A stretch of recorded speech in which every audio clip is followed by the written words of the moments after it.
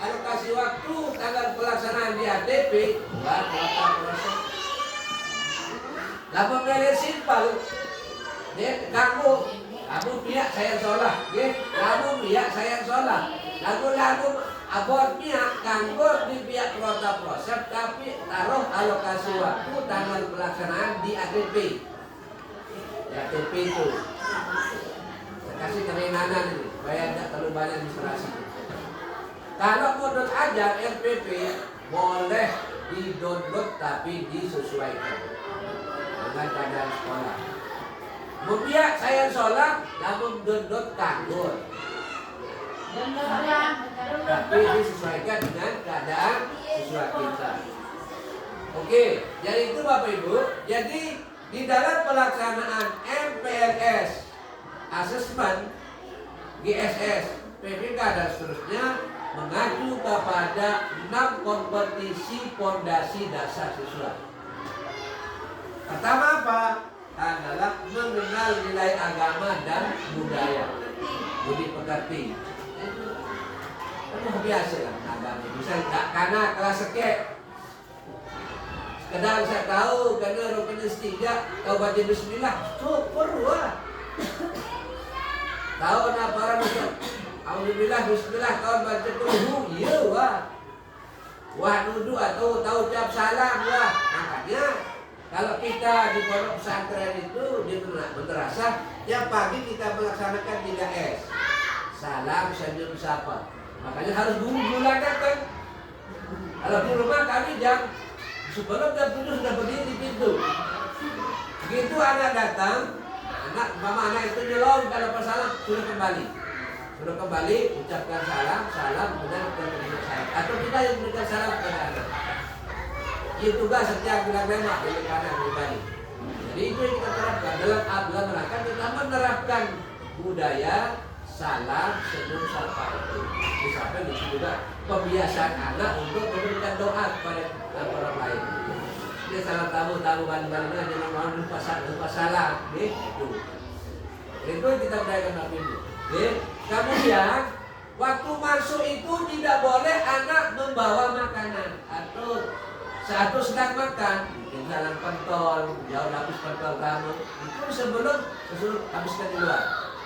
Lapis makanan silakan anak makan di luar dulu. Begitu selesai makan baru saya dikasih masuk. Karena bersih halaman Bapak Ibu. Janganlah menyatu. Jadi itu dibudayakan. Yang sudah ini dari tanggal 8 hari pertama sudah terapkan itu. Pertama 3S, kedua kebersihan. Itu Bapak Ibu. Jadi itu yang sudah terapkan alhamdulillah berjalan. Kemudian kalau kita dibiasakan tiap pagi berapa gitu. Jadi itu Bapak Ibu gitu. Jadi tiap pagi kalau kita di madrasah itu jam 6:30 telah jam 7 kita sudah mulai diniyah yang ikro yang Quran yang kitab itu yang diberangkat sampai jam 8.15 sampai jam setengah 9 keluar main pertama masuk nanti keluar main kedua jam 11 pulang jam 12.40 SD yang SMP jam 1 lebih itu yang berangkat. Alhamdulillah maka tergantung keberhasilan dan kesepakatan kesediaan dan berusaha lalu siap jadi setiap peraturan program dan gawe itu yang sangat perlu karena sering dulu kami waktu jadi kepala sekolah makanya kami kalau kami jadi kepala sekolah atau pelaut saya terlalu berpikir nanti pihak program ini bisa nggak bertahan atau tidak atau kalian dan penting jadi pihak kebijakan waktu-waktu kita tidak bisa melaksanakan itu juga jadi membuat kita tantangan buat kita makanya kita buat program kita buat aturan apakah kita mampu melaksanakan atau tidak harus masih tengah-tengah aja lebih baik ngekek nah itu oke makanya kalau mengandung aparat menurut aturan ini ternyata sampai setengah jalan tidak bisa dilaksanakan hanya kita diskusikan dulu apakah ini mampu kita laksanakan apa tidak gitu. Jadi walaupun sekedip program lagu jalan, jadi lagu ini jalan. Nah, Kita laksanakan yang biasanya dulu, yang biasanya dulu. Kalau memang sudah biasa, sudah dapat berjalan, tinggal kita tambah sedikit-sedikit sesuai kemampuan. Mungkin ibu-ibu mama suruh baru datang, repot si aparat, repot si pijer, repot si bapak, repot si macam, repot gitu. Oleh karena itu, ya silakan buat program yang kira-kira bisa dilaksanakan secara terus-menerus. Oke, berani nggak? Kemudian yang kemudian yang berikutnya yaitu keterampilan sosial dan bahasa. Di dalam anak berhubungan itu dia bisa menggunakan bahasa yang baik dan benar. Apakah bahasa Sasaknya, bahasa Indonesia, itulah yang perlu pengusaha dibantu. Tapi ini anak kelas 1, kalau pakai bahasa Indonesia, tuntun dia berbeda pakai bahasa Indonesia yang baik dan benar. Kalau dia pakai bahasa Sasak, tuntun dia pakai bahasa Sasak yang baik dan benar. Misalnya nih, wah mangan ibu, wah kita ibu, nah ini yang salah. Ditanggung dari kita, lamun pada umur kanak, apalagi belian, atau dulu lamun ibu guru, ibu bapak serius, itu dituntun dia. Itulah maksudnya daripada keterampilan mengenal keterampilan sosial dan bahasa. Di dalam bergaul itu bagaimana dia menggunakan bahasa yang baik dan benar. Apakah bahasa Sasak atau bahasa Indonesia? Bahasa kayak contohlah bahasa ibu, bahasa Sasak, bahasa halus, bahasa Indonesia. Dia mah Inggris Arab dulu laut kelas paling mana? Nah itu Bapak Ibu. Itu dituntun. Makanya ucapan itu Bapak Ibu adalah doa. Elek balik, elek dia jadi apa? Penunggu manut bahasa dia mana? Ustaz, Tuan Guru. Contoh ini kan Tuan Guru Zainal Arif Bediatmu ini, waktu masih kanak, masih kecil dia ya, masih kecil. Waktu sebut Tuan Guru si ibu, si mama, sudah disebut Tuan Guru. Sila Tuan Guru berdarah, sila Tuan Guru yang besar, sila Tuan Guru Nusira. Itu disebut sama mamanya sama ibunya. Kemudian begitu dia sedang tidur, ini cerita dia sendiri yang curhat baru-baru ini. Namun kan tidur, sedang tidur dia tuh waktu masih kecil, ini masih kecil, belum SD atau tidak SD. Tapi si mama tidur, karena nenek berjorak, guru menyekat besari. Karena diucapkan yang berapa, kok makin guru balik. Itulah ucapan yang dimulai dari ibunya sejak kecil. Sekarang alhamdulillah sudah jadi guru profesor, dokter profesor juga sekarang. Nah itu Bapak Ibu, ucapan itu adalah doa dijarin.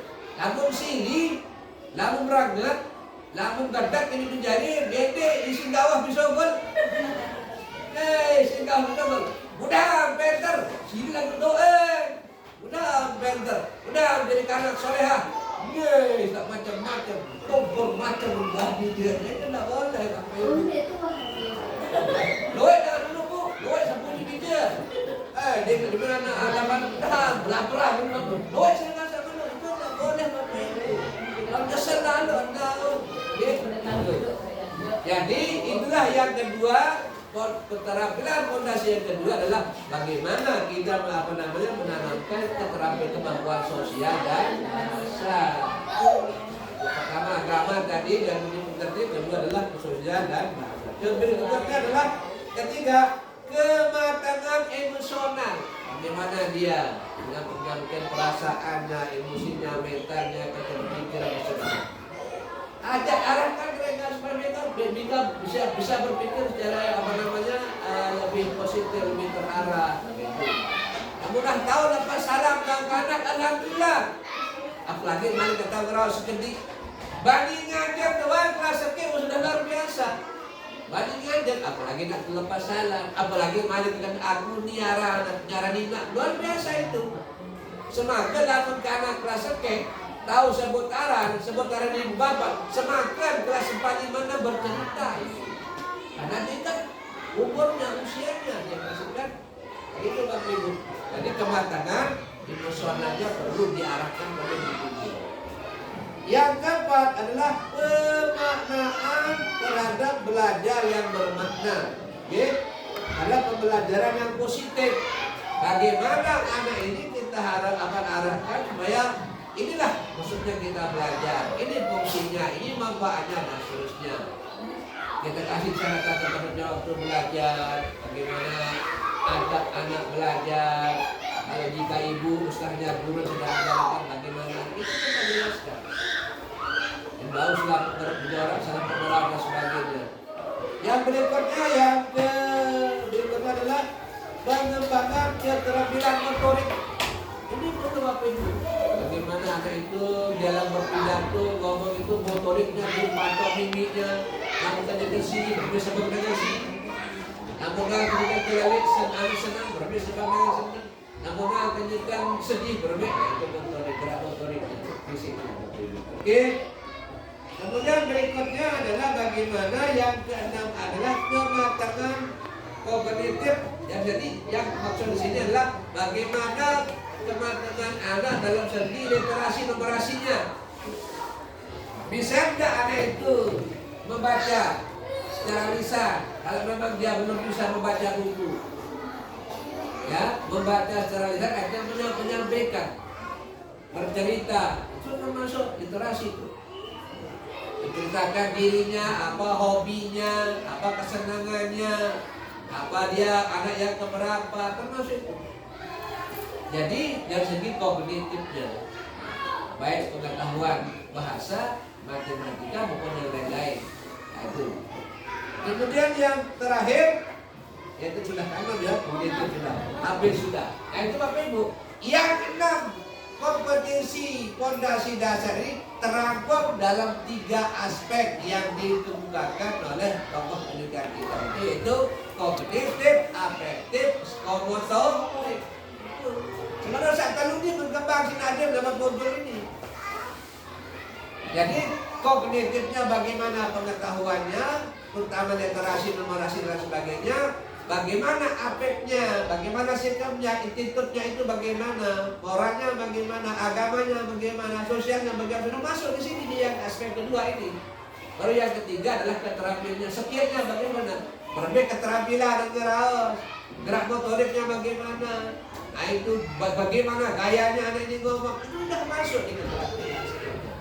Berarti yang 6 fondasi kemampuan dasar sudah dirangkum dalam 3 aspek: kognitif, afektif, psikomotorik. Udah itu. Oke, jadi itu Bapak Ibu. Oke. Nah, jadi sekali lagi Bapak Ibu yang dihormati, silakan laksanakan yang kelas 1 sampai 12 hari. Tapi tadi untuk masih ya. Tapi Pak Ibu guru kelas saya itu melaksanakan ini sambil belajar. Belajar mulai sudah buka modul itu. Sambil melihat bakat masing-masing anak. Jadi dia modul 3 Pak. buka modulnya. Oke, karena modul 1 ini isinya, modul 2 ada seterusnya kan? Itu Bapak Ibu. Pak, dapat kirim apa nek grup nike? Sudah ada. Nanti kalau belum nanti saya kasih. Sudah. Mungkin. Ya. Ada. Bisa diambil ayo kita ambil.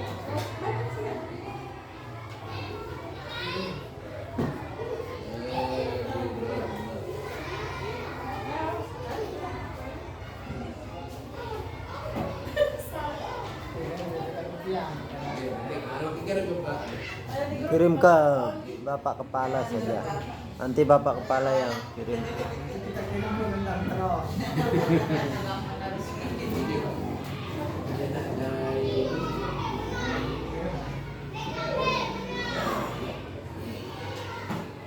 Oke, kemudian bagaimana kelas lain? Aku pun. Masih bantu takut mah. Oh ini.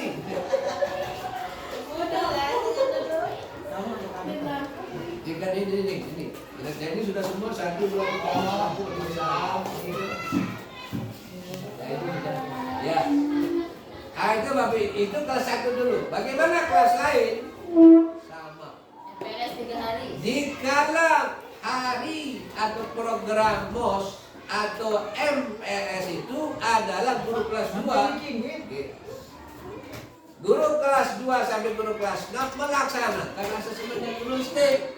Dalam rangka apa? Pertama, untuk mengenal tingkat kemampuan dasar siswa, bagaimana anak itu bahasa membacanya, menulisnya, berhitungnya, dan seterusnya. Dalam rangka untuk boleh lewat itu menentukan KKTP-nya, KKM-nya. Dalam rangka juga dalam pengelompokan anak dari kelas 1 sampai kelas 6. Siapa yang masih di level pemula, level huruf, level kata, suku kata, biar di kelas sampai kelas 6. Siapa yang berada di level kalimat, cerita, paragraf, siapa yang berada di level cerita, Nah, hasil asesmen diagnostik kelas 2 sampai kelas 6 itu dijadikan dasar pengelompokan di masing-masing kelas.